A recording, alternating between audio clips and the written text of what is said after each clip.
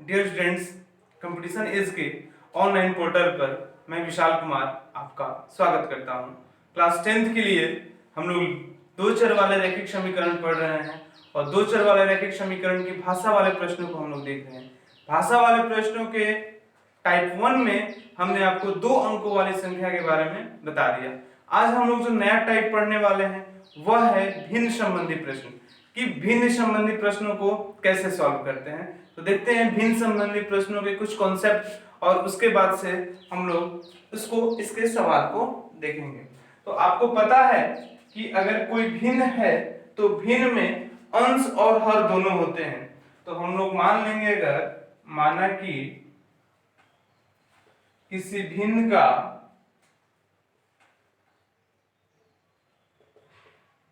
अंश is equal to x और हर is equal to Y, ठीक है। तो हमारा जो भिन्न बनेगा वह भिन्न बनेगा आपको क्या, x बाई वाई। क्लियर? भिन्न क्या बनेगा, x बाई। अब क्वेश्चन क्या बोलेगा कि भिन्न के अंश एवं हर में कोई चीज जोड़ दिया जाए या कोई चीज घटा दिया जाए। तो मान लीजिए अगर जोड़ते हैं तो प्लस करते हैं और घटाते हैं तो क्या बोलते हैं, माइनस करते हैं। तो माइनस m, मान लीजिए हमने m जोड़ दिया, क्लियर। और by y plus minus m। तो मेरा जो नया भिन्न हो जा रहा है वो क्या हो जा रहा है, p बाई q। तो इसी कॉन्सेप्ट पे या इसी पे आधारित कुछ कॉन्सेप्ट पे हम लोग क्वेश्चंस को देखेंगे। तो देखते हैं पहला क्वेश्चन, देखते हैं आज की क्लास का पहला क्वेश्चन। बहुत ही आसान वे में हम लोग समझने की कोशिश करते हैं। तो देखते चलिए, बोल रहा है कि किसी भिन्न के अंश से एक घटा दिया जाए। तो सबसे पहले मेरा जो काम है वो क्या है कि भिन्न मान लेना।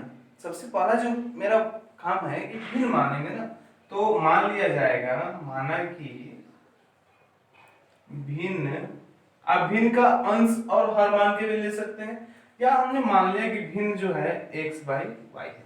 तो आपको इतना तो समझ में आ गया होगा कि x जो है वह क्या है, अंश है। ये लिखना नहीं है आपको, बस समझना है कि x जो है अंश है और y जो क्या है, हर है। अब इसमें बोलता प्रथम जो कंडीशंस है, फ्रॉम फर्स्ट कंडीशन, प्रथम शर्त से, फ्रॉम फर्स्ट कंडीशन। क्वेश्चन क्या है कि किसी भिन्न के अंश से एक घटाया जाता है। भिन्न के अंश से क्या कर दिया जाता है, एक घटा दिया जाता है और हर को जो उसी तरह छोड़ दिया जाता है। तो x अंश से एक घटाया तो क्या होगा, माइनस वन बाई वाई। तो मेरा भिन्न क्या हो गया, 1/3। कोई प्रॉब्लम नहीं है। क्रॉस मल्टीप्लिकेशन करते हैं तो 3 में x से मल्टीप्लाई करेंगे तो क्या होगा, 3x, और 3 में 1 से मल्टीप्लाई करेंगे तो 3 इज इक्वल टू y। इसलिए 3x minus y is equal to क्या, 3। ये क्या हो गया आपको, फर्स्ट इक्वेशन। क्लियर हो गया? अब देखिए, फ्रॉम सेकेंड कंडीशन, जो सेकेंड कंडीशन कह रहा है मेरा कि हर में 8 जोड़ दिया जाए, मतलब अंश को उसी तरह छोड़ देते हैं। तो x और हर में क्या जोड़ दिया, 8 जोड़ दिया।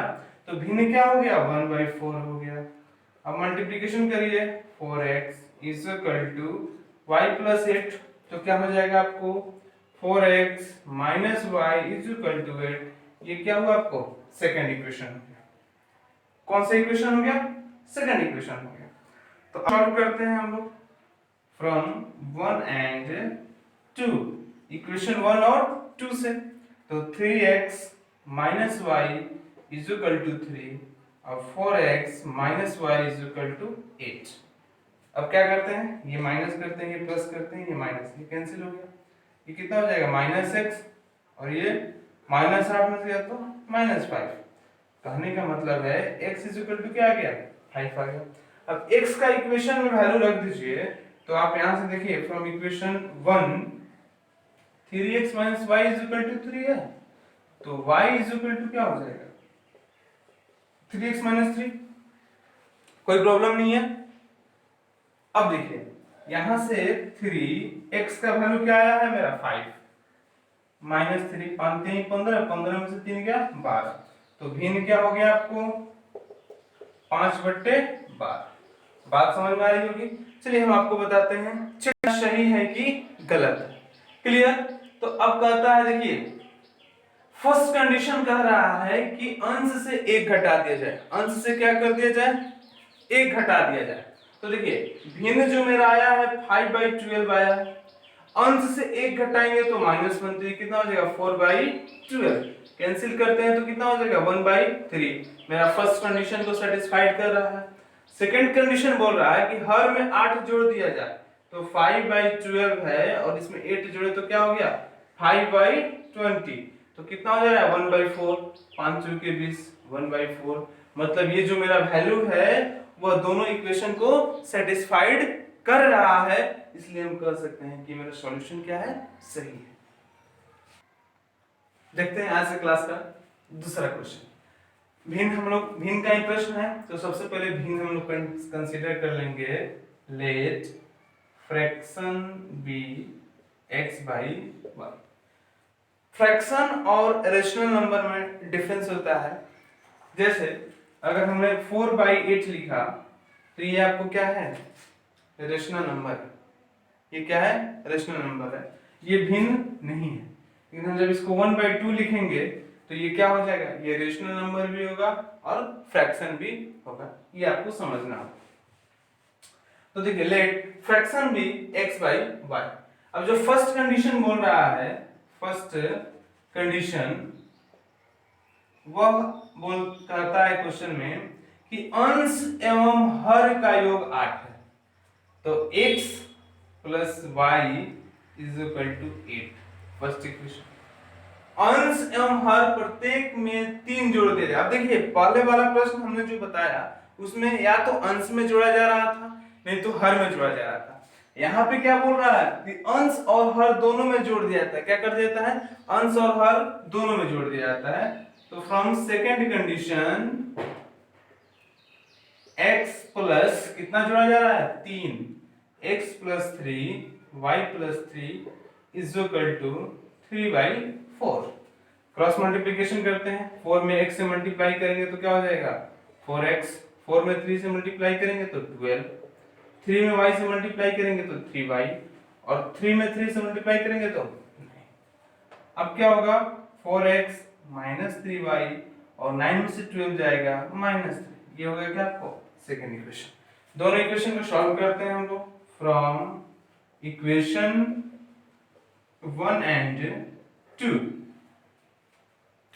x + y = 8 है और 4x - 3y = -3 है। मल्टीप्लाई करते हैं 4 से और इधर 1 से, तो 4x + 4y = 8 चौका 32, और ये गुणा करते हैं तो क्या हो जाएगा 4x - 3y = -3। ये कैंसिल हो जाएगा और ये माइनस प्लस माइनस प्लस। अब देखिए 4 और 3 कितना हो जाएगा आपको 7y, और 32 और 3 35, तो 7 से कट जाएगा। y = कितना आ गया आपको 5। अब y का वैल्यू यहाँ पे रख देंगे तो x = क्या आ जाएगा 3, तो भिन्न क्या हो जाएगा आपको 3/5। अब हमको ये देखना है कि मेरा सही है कि नहीं है। तो फर्स्ट कंडीशन तो सेटिस्फाइड है कि अंश और हर का योग कितना हो रहा है 8 हो रहा है, मतलब 3 और 5 कितना हो गया 8 हो गया। सेकंड कंडीशन को हम लोग देखते हैं कि अंश और हर प्रत्येक में 3 जोड़ दिया है, तो मेरा क्या है 3/5 है। अंश और हर दोनों में 3 जोड़ दिया जाए तो 3 + 3 3 3 6 5 3 8, तो 2 3 6 2 चौके 8, तो कितना हो गया 3/4।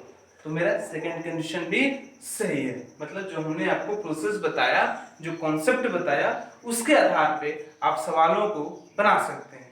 तो अब हम लोग जो देखेंगे नेक्स्ट टाइप को देखते हैं। नेक्स्ट टाइप इज उम्र संबंधी प्रश्न को हम समझाने का आपको प्रयास करते हैं। थोड़ा सा समझने का प्रयास करिए आप। अब इसमें क्या है, दो हैं लोग ए और बी, समझिएगा। हम आपको पहले रफ वर्क समझा रहे हैं। कहता है कि ए की उम्र बी की उम्र की 3 गुनी थी। ये जो है कब थी हमको नहीं पता है, ठीक है। हम बस आपको समझा रहे हैं, ए है और बी है। तो ए की उम्र बी की उम्र की 3 गुनी थी, तो ए की उम्र बी की उम्र की 3 गुनी थी, माने अगर ये बी 10 है तो ए कितना हो जाएगा 30। कोई प्रॉब्लम नहीं है, समझ में आ रही है। अब एक चीज बताइए आप कि अगर हम बीच में इक्वल का साइन लिखते हैं तो आप क्या करेंगे, ये क्या दोनों इक्वल है? नहीं। जो हम समझा रहे हैं समझिएगा जरा, ये दोनों इक्वल है नहीं है, तो इक्वल करने के लिए हमने क्या किया, यहाँ पे मल्टीप्लाई कर दिया 3 से।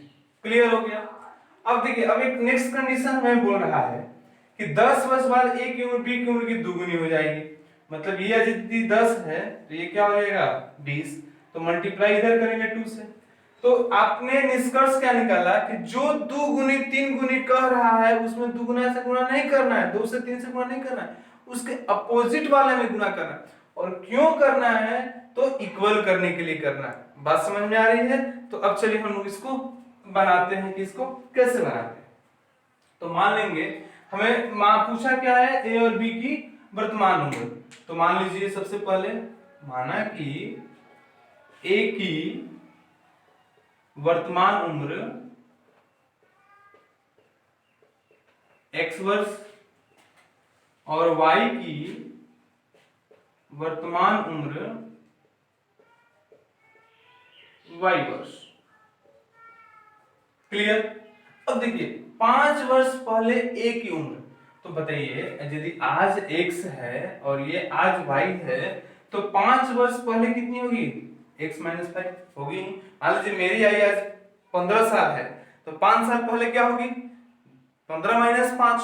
तो आज a की जो उम्र है x है तो 5 साल पहले कितनी होगी x माइनस 5, और तो 5 साल पहले y की भी तो देखना है, तो ये क्या हो जाएगा y माइनस 5।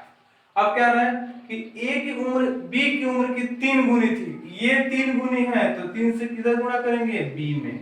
बात समझ में आ रही है, आपको समझाया कि क्यों गुणा करेंगे। तो अब चलिए इसको सॉल्व करते हैं।